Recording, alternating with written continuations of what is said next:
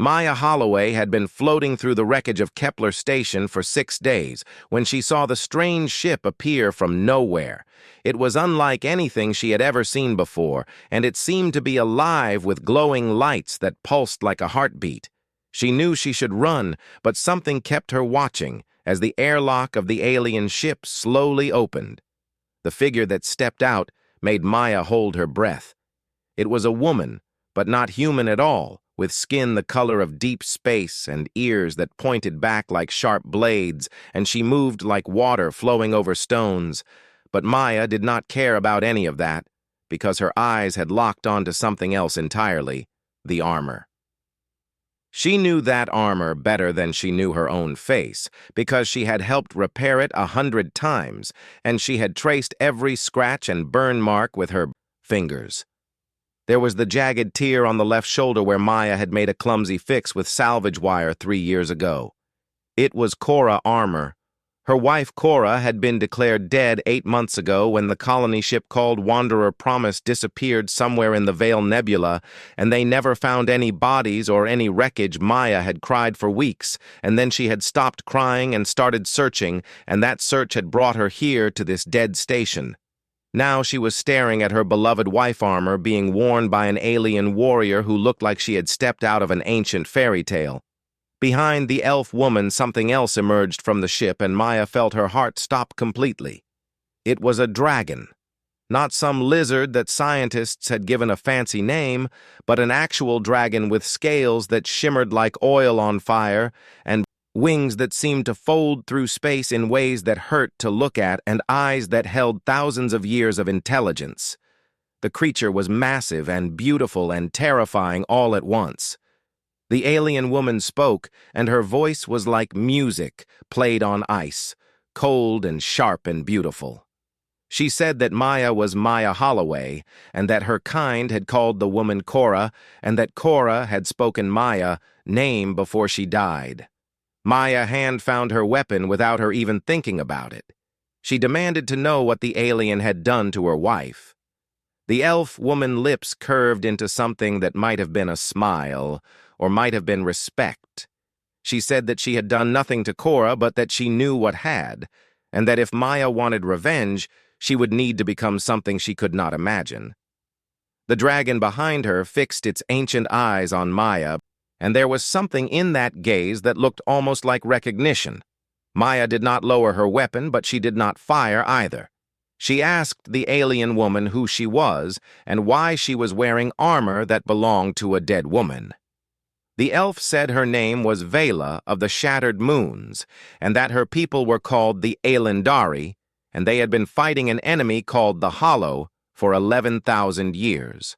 Maya had never heard of any of these things, but she could tell from the weight in Vela's voice that 11,000 years of war had cost more than anyone should ever have to pay. Vela explained that the Hollow did not simply kill their enemies, but instead they reached into the mind and pulled out everything that made a person who they were leaving behind only empty shells that remembered how to breathe. But nothing else. Maya felt. Sick at the description, Vela continued saying that Maya colony ship had stumbled into hollow space and most of the people had died quickly, but Cora had fought back. For 3 days, Cora had held a corridor alone with nothing but her armor and a plasma cutter, and she had kept 47 people alive long enough for Vela Warfleet to arrive. Maya felt tears burning in her eyes, but she refused to let them fall. She asked if Cora was really dead. Vela was quiet for a moment, and then she said that Cora was already dying when Vela found her, because the Hollow had begun their unmaking, and she had only about an hour of herself left. But in that hour, Cora had asked Vela for one thing. Maya's voice cracked when she asked what Cora had wanted. Vela touched a small crystal pendant at her throat that glowed with soft inner light. She said that Cora had asked her to remember her and to carry something of what she was, and most importantly, to find Maya, and tell her that Cora never stopped fighting to get home. Maya finally let the tears fall, but then she wiped them away and asked about the 47 survivors. Vela's expression went hard and cold. She said that the Hollow had taken the survivors to a place called the Spire of Echoes, where they performed their greatest unmakings, and that her people had tried to assault that place 17 times and failed every single time. Maya asked why Vela thought one human could change anything. Vela smiled that sharp, dangerous smile again. She said that humans had only been in space for 300 years and had already terrified powers far older than the Elandari, and that the Hollow had never encountered humans before and had no idea what they had taken or what would come for them. Maya looked at the dragon, and the dragon looked back at her. She thought about Cora fighting alone for 3 days to save strangers. She thought about 47 people trapped in a nightmare. She thought about revenge and rescue and the long, dark months of grief that had brought her here. Maya holstered her weapon. She said that Cora saved 47 people and that she was going to bring 47 people home.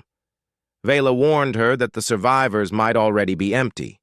Maya said that if that was true, then she would burn the spire to atoms and give them a clean death.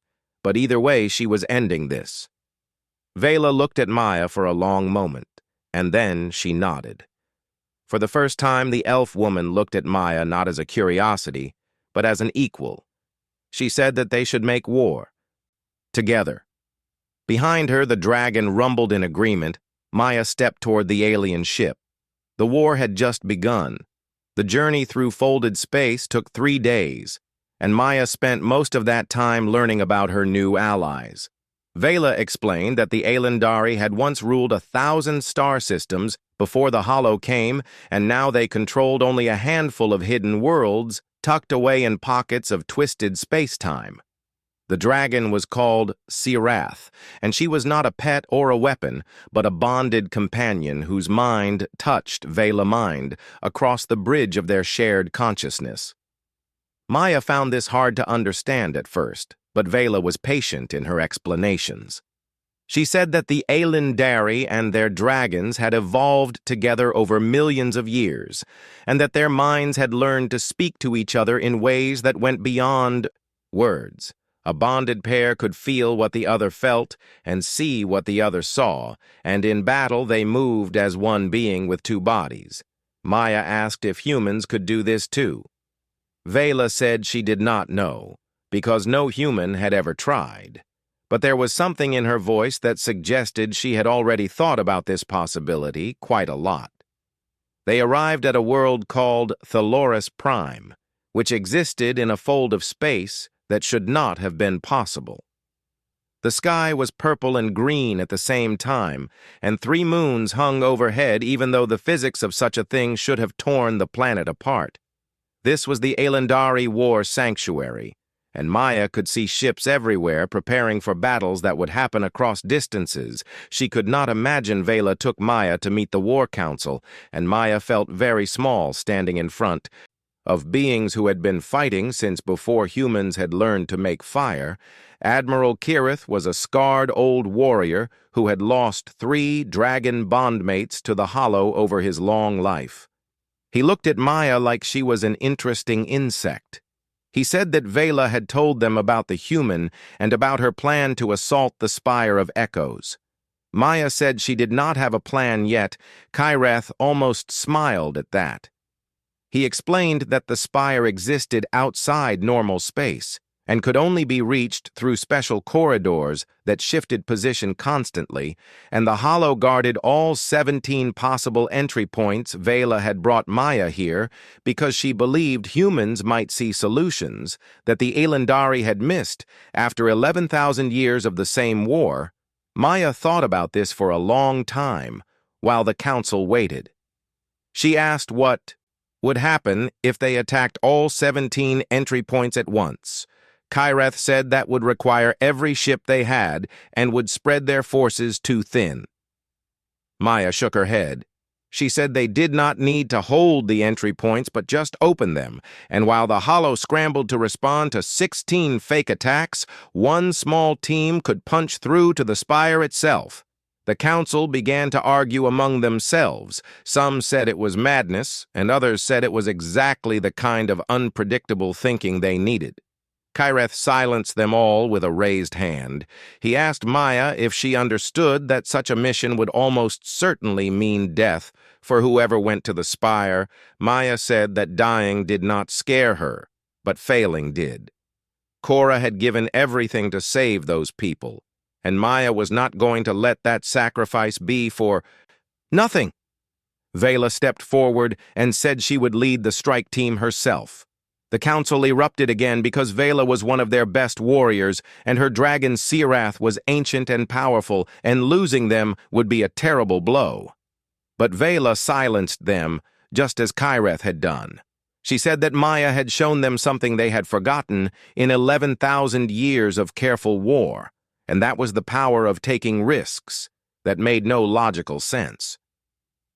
Kyreth studied Maya for a long moment.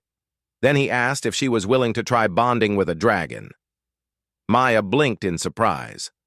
Kyreth explained that they had a young dragon named Tessara, whose previous bondmate had been killed by the Hollow, and that Tessara had refused every Elendari who had tried to bond with her since. But dragons could sense things that other beings could not, and Tessara had been watching Maya since she arrived on the planet. Maya had not even noticed the small silver dragon lurking in the shadows of the council chamber.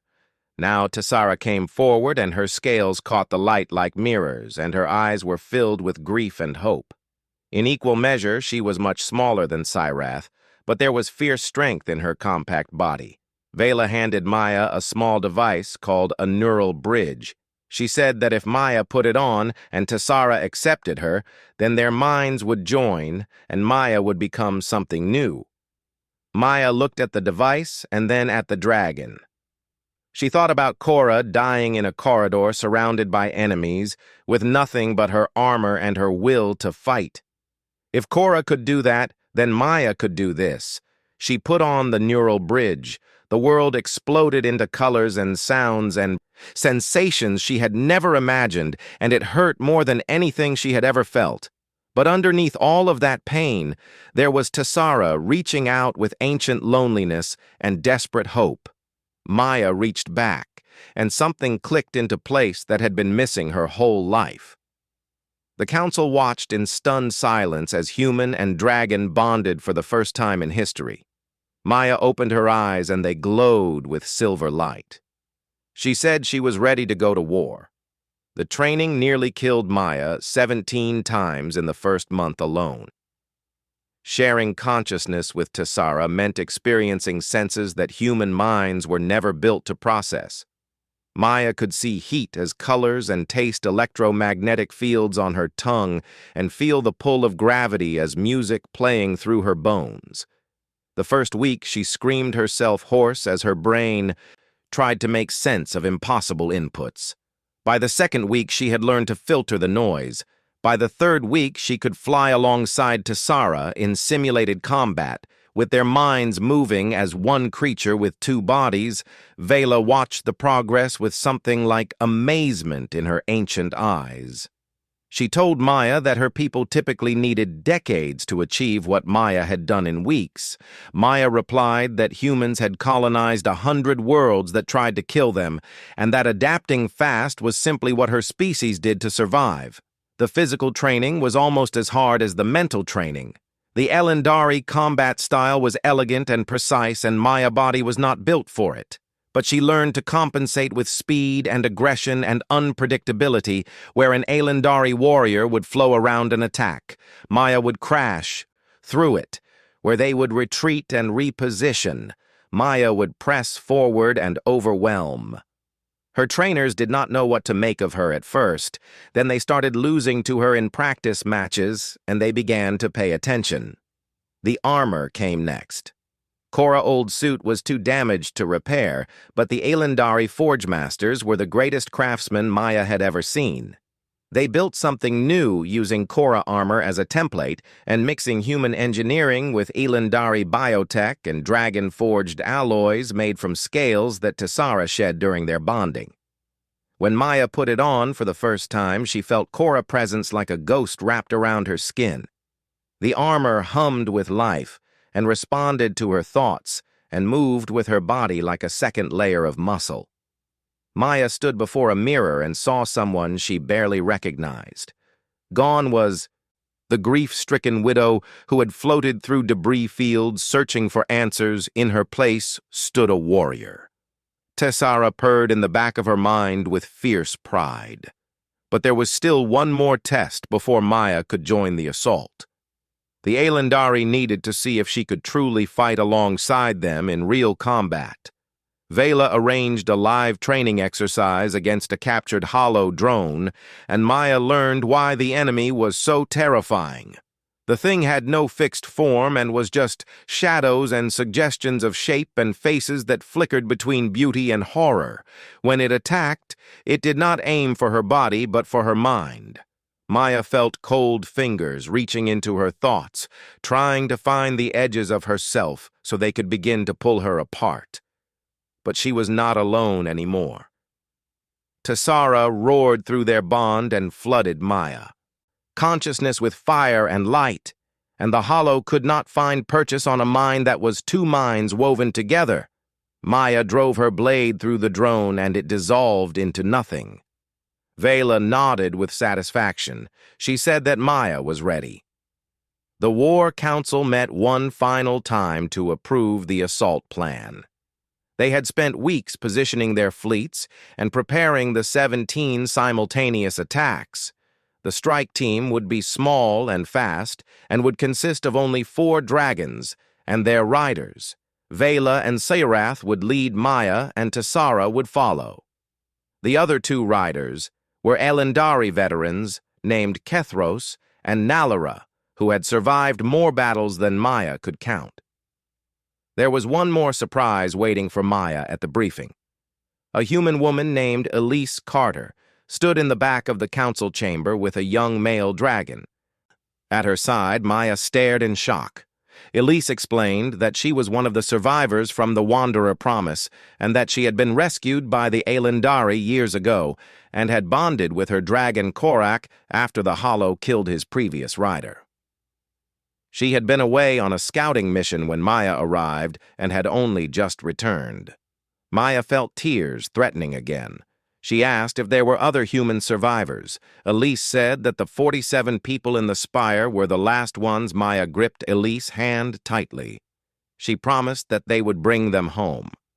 The assault would begin at dawn.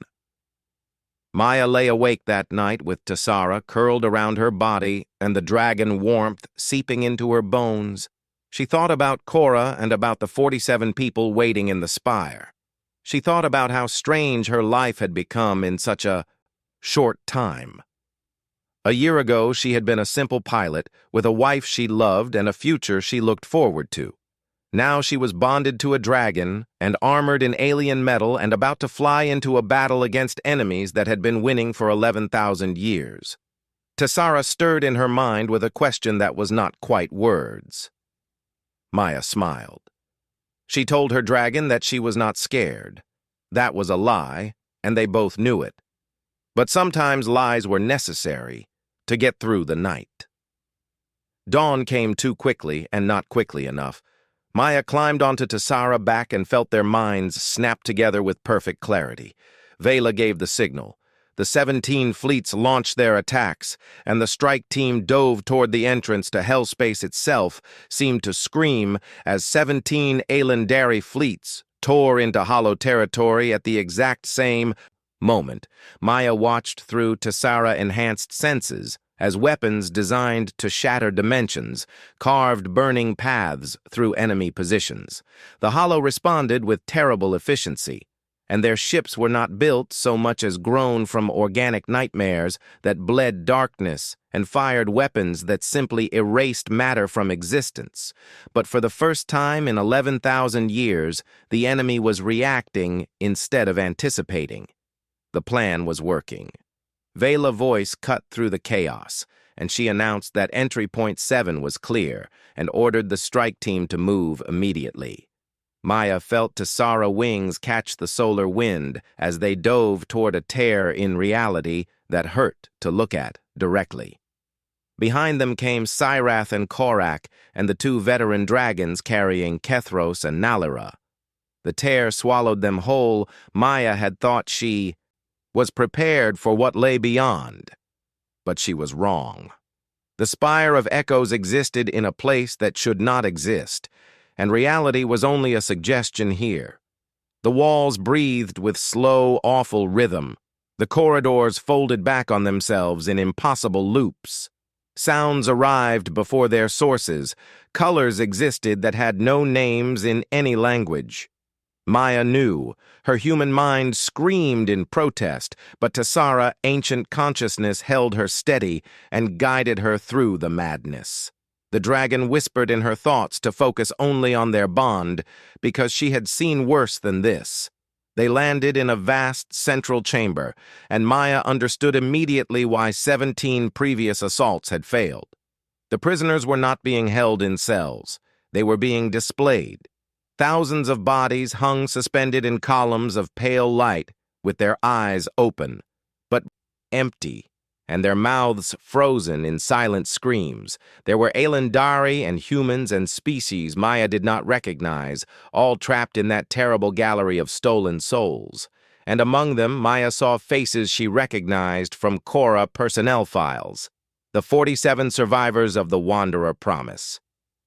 Elise made a choking sound through their communication link. Maya felt her own heart breaking at the sight. Vela landed beside her, and her ancient eyes swept the chamber. She said that the prisoners were still intact, and that the Hollow had not completed the unmaking because they had been waiting. Maya asked what they could possibly be waiting for. The answer came from the shadows. The Hollow emerged from everywhere at once, and they were worse than any description could capture. They had no fixed form, and were just impressions of shape and suggestions of limbs and faces that flickered between beauty and absolute horror. When they spoke, it was with stolen voices and fragments of everyone they had ever unmade. Maya heard echoes of Elandari warriors and alien beings, and somewhere in that chorus she thought she heard Korra's voice. The Hollow said they had been waiting for this moment. They said they wanted the one who had bonded with Dragon Mind, because they had never encountered a human before, and they wanted to learn how her kind adapted so quickly. They said they would unmake her slowly and study every piece of her consciousness. And then they would use what they learned to harvest her worlds. Maya felt Tessara rage building like a star about to explode. The dragon wanted blood. So did Maya. She drew the blade that the Elandari Forge Masters had made for her, and it sang with dragon fire potential. She told the Hollow that they wanted to learn about humans. She said she would teach them the most important lesson her species had to offer. She launched herself forward with Tessara roaring behind her. The lesson was simple. Humans did not know when to quit. The battle became chaos. Immediately, Kethros and Nalira engaged the main mass of Hollow defenders, while Vela and Syrath carved a path toward the suspended prisoners. Maya and Tessara fought through waves of shadow beings that reached for their minds with cold, terrible fingers. Every strike was a violation, as the Hollow tried to find the edges of Maya's self and begin pulling her apart. But her mind was not one mind anymore. It was Maya and Tessara woven together, and the Hollow could not unmake what they could not fully grasp. Elise and Korak fought at her side, and the young human pilot had the same fierce determination that Maya felt in her own heart. They were outnumbered 1,000 to 1. They did not care. Vela reached the first column and began cutting prisoners free. They fell to the ground unconscious, but breathing, and Maya dared to hope that they were still themselves inside. Then the spire itself began to respond. The walls pulsed faster, the floor shifted beneath them, and from the center of the chamber something vast began to rise. It was the heart of the spire, the core of Hollow power in this place, and it was hungry. The new enemy made the other Hollow look like insects. It was massive and ancient, and its very presence made Maya's soul ache with cold. Tessara screamed a warning in her mind. If they did not destroy the heart, then nothing else mattered because it would simply recapture everyone they freed. Maya looked at the columns of prisoners. She looked at the heart of the spire. She looked at her blade singing with fire that had never been tested against something so powerful. Cora had held a corridor for 3 days. With nothing but armor and a plasma cutter, Maya could do this. She had to do this. She told Vela to keep freeing prisoners. Then she charged the heart of the spire, alone. Maya flew toward the heart of the spire, with Tessara wings beating through air that felt like frozen syrup. The massive hollow core turned its attention toward her, and she felt its ancient hunger reaching for her mind like 1,000 cold hands. It was older than the Elendari War. It was older than most civilizations in the galaxy. It had consumed millions of souls, and it wanted hers most of all.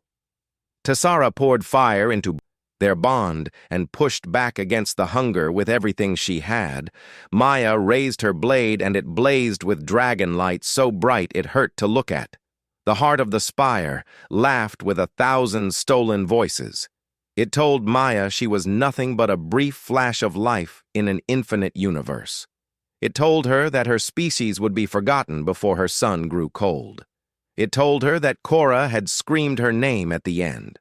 That last part was a mistake. Maya had been afraid, Maya had been tired. Maya had been willing to die if it meant saving the prisoners.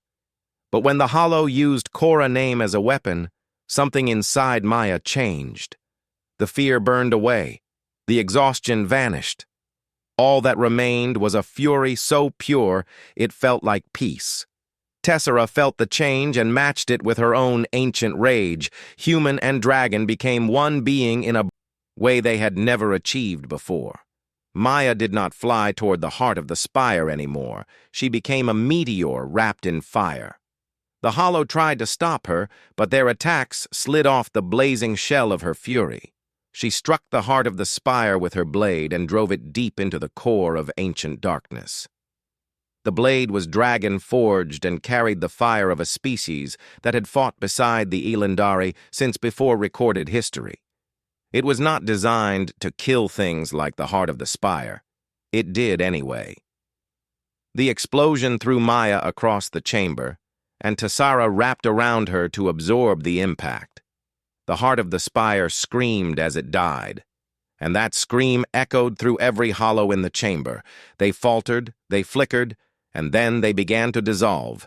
Vela shouted that the columns were failing, and everyone needed to grab the prisoners and run. Maya struggled to her feet with Tessara helping her balance through their bond. Her body was broken in several places, and she could feel blood running down her face. But none of that mattered. The prisoners were falling from their columns, and the strike team was catching them and carrying them toward the exit. 39 people still breathed. 8 had been too far gone, and their bodies crumbled to dust when the columns released them. Maya wanted to mourn them, but there was no time. The spire was collapsing around them. Without its heart, the entire structure was tearing itself apart. Vela grabbed Maya's arm and told her to move. They ran through corridors that twisted and screamed. They flew through spaces that folded in on themselves. Tessara navigated by instinct because nothing else worked in the dying chaos of the spire. Maya lost track of time. She lost track of direction. All she knew was Tessara in her mind and the weight of an unconscious survivor on her back and the desperate need to reach the exit before everything collapsed. They burst through the tear in reality just as the spire vanished behind them. Normal space had never felt so beautiful. The Elendari fleets were still fighting, but the hollow lines had broken. Without the spire to anchor them, the enemy was retreating for the first time in 11,000 years. Maya slumped against Tessara's neck and let herself breathe. They had done it. Not all of them made it back. Kethros and his dragon. Valdris had fallen covering the retreat. Nalira was badly wounded, and her dragon carried her unconscious form. But 39 prisoners were alive and whole, and when they woke up, they remembered who they were. Maya sat beside the recovery beds on Thaloris Prime and watched humans and aliens open their eyes and ask what had happened. She told them that a woman named Cora had saved them. She told them that the Elandari had come because Korra refused to let them die. She told them that they were free. Vela found Maya sitting alone after the last survivor woke up. The elf warrior sat down beside her, and they were quiet for a long time. Finally, Vela spoke. She said that the War Council had voted to formalize an alliance with humanity. She said they believed humans might be the key to ending the 11,000-year war. She said that Maya had changed everything. Maya looked at the crystal pendant that Vela still wore, the one that held whatever fragment of Korra had been saved in her final hour. She asked if she could hold it. Vela removed the pendant and placed it in Maya's palm. It was warm and it pulsed with soft light, and when Maya closed her fingers around it, she felt something that might have been Korra love reaching across death to touch her. One more time? Tears fell down her face, but she was smiling. She had not brought 47 people home, she had brought 39. But she had also started something that would matter far beyond her own life. The Hollow were afraid now. They had learned what humans could do when they bonded with dragons and burned with fury and refused to ever stop fighting. And somewhere in the galaxy, there might be more human prisoners waiting to be rescued. Maya looked at Vela and Tessara and at the stars visible through the window. She said she was not done yet. Vela smiled that sharp, dangerous smile. She said, she knew outside the recovery ward, Syrath and Tessara waited with Korak and Elise. The dragons rumbled greetings to their riders. The humans and the Elandari stood together looking up at the purple and green sky of Thaloris Prime. The war was not over. But for the first time in 11,000 years, victory seemed possible, and it had started with one human woman who refused to let her wife's sacrifice be forgotten. Maya touched the pendant one more time. Then she climbed onto Tessara back, and they rose into the sky. There was more work to do.